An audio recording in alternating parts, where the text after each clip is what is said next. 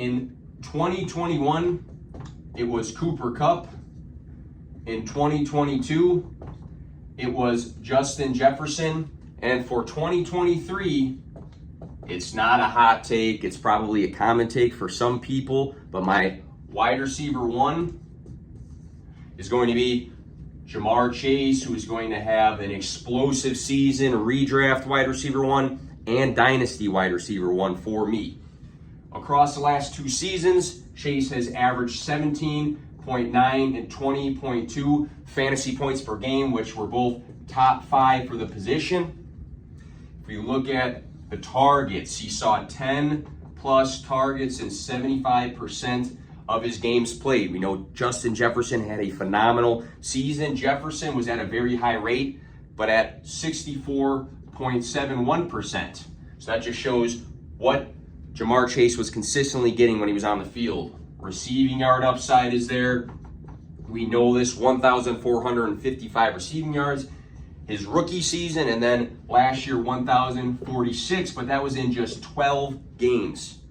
He's had 9 games of 100 and plus receiving yards across the last 2 seasons. His rookie season, he actually had 2 games over 200 receiving yards. So that just shows his upside there and what he can do to any given game.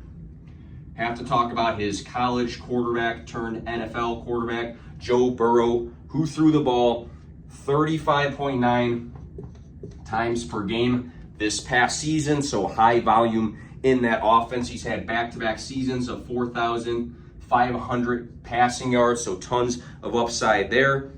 31.42% of Joe Burrow's touchdowns have gone to Ja'Marr Chase the past 2 seasons, and that is with Ja'Marr Chase only playing 12 games this past season.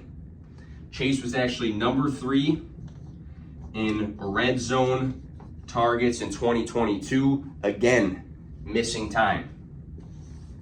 This is a wide receiver that is not just going to have an explosive season, but I think can have a season where he tops Calvin Johnson's single season receiving record. Ja'Marr Chase, wide receiver 1 in redraft formats. I think dynasty formats as well, especially with this Joe Burrow factor that has been a clear tied connection with the receiving yard upside and the consistent target volume. Ja'Marr Chase season.